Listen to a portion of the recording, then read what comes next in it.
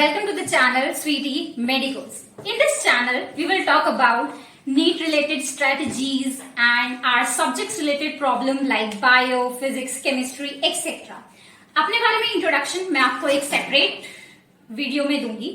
But in this video, we are going to start our class 11 bio first chapter that is called Living World. Guys, Living World के बारे में किसको नहीं पता? Living World is a thing. जितनी भी चीजें इस दुनिया में लिविंग है, इस चैप्टर में हम वो सारी चीजें कवर करते हैं. That's why this chapter is called Living World. Let's read the heading of this chapter that is called the Living World. इस चैप्टर के अंदर सबसे पहले साइंटिस्ट जो थे, he was Aristotle. Who was the scientist? Aristotle. Aristotle was the first scientist to classify the organism. Aristotle ने सबसे पहले, हमारे पास कुछ नहीं था, सबसे पहले हमारे पास एक ही क्लासिफिकेशन थी, that was called organism level of classification. उसके बाद आए फर्स्ट साइंटिस्ट जिनका नाम था एरिस्टोटल. एरिस्टोटल ने डिवाइड किया टू पार्ट्स में. First we call it plants and second we call it animals. Plants के बारे में बात करें तो प्लांट्स को नेक्स्ट फर्दर तीन क्लासेस में डिवाइड किया गया, जिनको फर्स्ट को हम कहते हैं हर्ब्स, सेकेंड को हम कहते हैं श्रब्स और थर्ड को हम क्या कहते हैं, ट्रीज. हर्ब्स का मतलब क्या होता है? आपने कभी देखा होगा छोटे छोटे प्लांट्स होते हैं जिनके अंदर कोई वुड वाला पार्ट बिल्कुल भी नहीं होता, हम उन्हें हर्ब्स कहते हैं. अब नेक्स्ट बात करते हैं श्रब्स कौन से होते हैं. श्रब्स वो वाले प्लांट होते हैं जिनकी हाइट एक मीडियम साइज तक आती है, और जिसकी हाइट एक मीडियम साइज तक तो आएगी बट उनके अंदर वुड प्रेजेंट होगी, that is called the shrubs. Next आते हैं ट्रीज के बारे में. ट्रीज हमें सबको पता है, सबने देखे हुए होते हैं ट्रीज, तो हम फॉरेस्ट वगैरह में विजिट करते हैं जब, तो जो बहुत ज्यादा टॉल होते हैं, जिनके अंदर वुडी पार्ट, कॉक एक्सेट्रा वाले पार्ट होते हैं, उन्हें हम क्या कहते हैं, ट्रीज. नेक्स्ट के बारे में हम बात करते हैं. जब डिवाइड किया था एरिस्टोटल ने प्लांट्स और एनिमल्स के अंदर, तो फर्स्ट डिवीजन वाज प्लांट. किस किस में डिवाइड किया था? हर्ब्स में, श्रब्स में और ट्रीज में, राइट. नेक्स्ट बात करते हैं एनिमल्स के बारे में. एनिमल्स नेक्स्ट बात करते हैं एनिमल्स के बारे में. उन्होंने एनिमल्स को डिवाइड किया दो पार्ट्स के अंदर. किस किस के अंदर? एनीमिया, और ए को कहते हैं इनीमिया. जब भी किसी भी चीज के अंदर ए आ जाता है तो इसका मतलब होता है किसी भी चीज की एब्सेंस होना. क्या होना? किसी भी चीज की एब्सेंस होना. तो एनीमिया का मतलब होता है जिसके अंदर आरबीसी एब्सेंट होते हैं, हम उन्हें क्या कहते हैं, एनीमिया.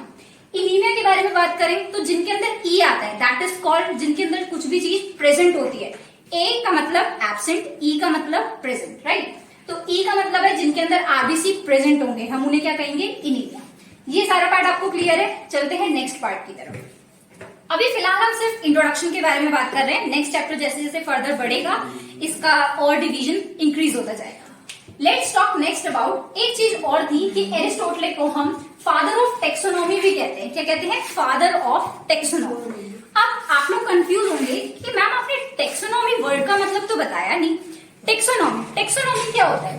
टेक्सोनॉमी का मतलब होता है साइंस की एक ऐसी ब्रांच जो डील करती है किसी भी चीज की क्लासिफिकेशन के बारे में, दैट इज कॉल्ड टेक्सोनॉमी. क्या बताया मैंने आपको? साइंस की एक ऐसी branch which deals with the classification of the organism, that is called taxonomy. अब बात करते हैं, साइंस में जब भी कोई वर्ड पढ़ते हैं उसको तोड़ के पढ़ा जाता है. तो मैम ये टेक्सोनॉमी का मतलब क्या है? टेक्सोनॉमी का मतलब है टेक्सोन. वर्ड को तोड़िए, टेक्सोन. टेक्सोन का मतलब है किसी भी चीज की अरेंजमेंट करना. नॉमी, जब हम किसी भी चीज की स्टडी करते हैं साइंस में, दैट इज कॉल्ड नॉमी.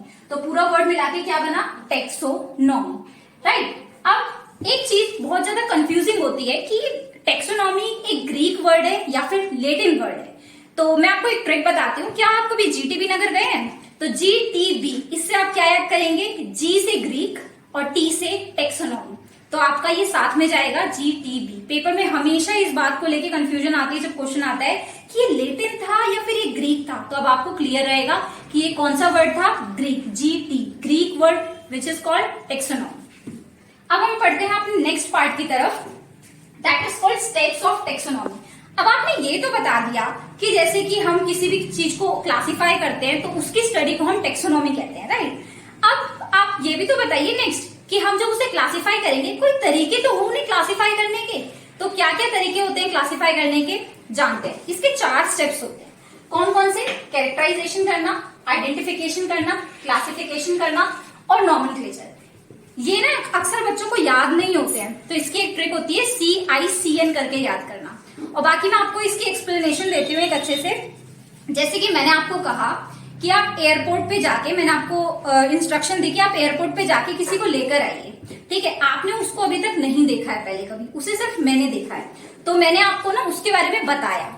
तो मैंने आपको उसके बारे में बताया, तो मैंने आपको उसके क्या बताए, पहले कैरेक्टर्स बताए। क्या बताए? कैरेक्टर्स। फिर उसके बारे में आपने उसे जाके पहचाना, दैट इज कॉल्ड आइडेंटिफिकेशन करना किसी भी चीज का। नेक्स्ट आपने फिर उससे बात की, उसको क्लासिफाई किया कि ये किस तरीके का इंसान है, नहीं है, अच्छा है, बुरा है, इसे कहेंगे क्लासिफिकेशन। फिर नॉमेनक्लेचर करना, लास्ट स्टेप इज नॉमेनक्लेचर। फिर आपने उसको अपने एक प्यारे से नाम से बुला दिया, जैसे भी वो आपका फ्रेंड बना, एक्सेट्रा। ठीक है, तो 4 स्टेप्स होते हैं। कौन कौन से? जब हम पहली बार जाते हैं तो किसी के कैरेक्टर्स हमें पता होने चाहिए, तभी तो हम जाके आइडेंटिफाई करेंगे किसी को। नेक्स्ट होता है आइडेंटिफिकेशन करना, हमने उसे पहचान लिया। Next is classification and the next is nomenclature. These are the 4 steps of taxonomy. Is it clear? अब चलते हैं अपने नेक्स्ट पार्ट पे, दैट इज कॉल्ड सिस्टमैटिक्स। जब हम टेक्सोनॉमी की पहले स्टडी कर रहे थे तो ना सारे साइंटिस्ट बड़े कंफ्यूज थे कि हमने टेक्सोनॉमी ऑर्गेनिज्म को क्लासिफाई कर लिया, चारों स्टेप्स भी इन्वॉल्व कर लिए, बट एक चीज कहीं पे मिसिंग है। बट वो मिसिंग क्या था ये तो देखने दीजिए। तो मिसिंग था हमारी फाइलोजेनी। फाइलोजेनी का मतलब क्या होता है? जब हम किसी भी इवोल्यूशनरी हिस्ट्री के बारे में पढ़ते हैं, रिलेशनशिप्स पढ़ते हैं, जैसे कि ये ऑर्गेनिज्म आपस में कैसे रिलेट करते हैं, उसे कहते हैं फाइलोजेनी। जब हम इवोल्यूशनरी हिस्ट्री की स्टडी पढ़ते हैं, that is called phylogeny. Systematics word के अंदर टेक्सोनॉमी तो आया ही आया, साथ में क्या आया? Phylogeny. And phylogeny is called evolutionary history. And one more thing, systematics term was given by Carolus Linnaeus. Scientist कौन थे? Carolus Linnaeus. अब सिस्टमैटिक वर्ड्स कौन सा है? लेटिन वर्ड है। कौन सा है? लेटिन। ठीक है, ये लेटिन वर्ड है। Systematics is Latin word. अब इसको कैसे याद करेंगे? सिस्टमैटिक्स। सिस्टमैटिक्स में टी आ रहा है तो हम याद रखेंगे टी से लेटिन, ठीक है, और सॉरी एल से लेटिन, बट उसमें क्या आ रहा है? टी आ रहा है, और सिस्टमैटिक्स में भी टी आ रहा है। Okay, so it is all about all these. So अब इसके अंदर आपको जो भी कंफ्यूजन लगे, हम इसमें नेक्स्ट, फर्स्ट ऑफ ऑल जब हम एक वीडियो डालेंगे नेक्स्ट इससे, उसमें हम पहले डिस्कस करेंगे किसी भी चीज के बारे में। फिर अब आपको अगर वीडियो अच्छी लगी, so please like it, share it and subscribe to the channel Sweety Medicos. Thank you.